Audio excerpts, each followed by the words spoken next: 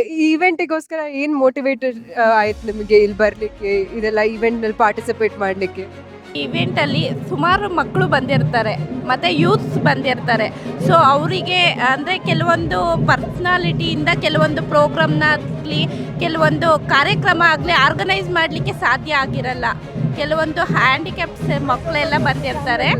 So ಹಾಗಾಗಿ ಅವ್ರು ಏನು ಅಚೀವ್ ಮಾಡ್ಬೋದು. ಸೊ ಕೆಲವೊಂದು ಮೋಟಿವೇಶನ್ ಕಾರ್ಯಕ್ರಮ ಎಲ್ಲ ಇಲ್ಲಿ ನಡೀತವೆ ಮ್ಯಾರಥಾನಲ್ಲಿ ಮತ್ತು ಈ ಪ್ರೋಗ್ರಾಮಲ್ಲಿ.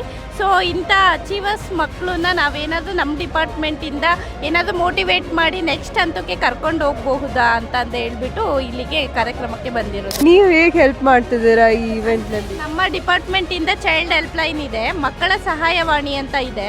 ಸೊ 1098ಅಲ್ಲಿ ಯಾರು ಸಂಕಷ್ಟಕ್ಕೆ ಒಳಗಾಗಿರ್ತಾರೆ ಮತ್ತು ಯಾರು ದೌರ್ಜನ್ಯಕ್ಕೆ ಒಳಗಾಗಿರ್ತಾರೆ ಅಥವಾ ಮಕ್ಕಳಿಗೆ ಏನು ಕೇರ್ ಆ್ಯಂಡ್ ಪ್ರೊಟೆಕ್ಷನ್ ಬೇಕೋ ಅಂಥ ಮಕ್ಕಳಿಗೆ ನಾವು ಫೆಸಿಲಿಟೀಸ್ನ ನಮ್ಮ ಡಿಪಾರ್ಟ್ಮೆಂಟಿಂದ ಒದಗಿಸ್ಕೊಡ್ತಾ ಇದ್ದೇವೆ. Okay, that is really nice to hear. ನಮ್ಮ ಜೊತೆ ಮಾತಾಡಿದ್ದಕ್ಕೆ ತುಂಬ ಸಂತೋಷ ಆಯಿತು. Thank you so much.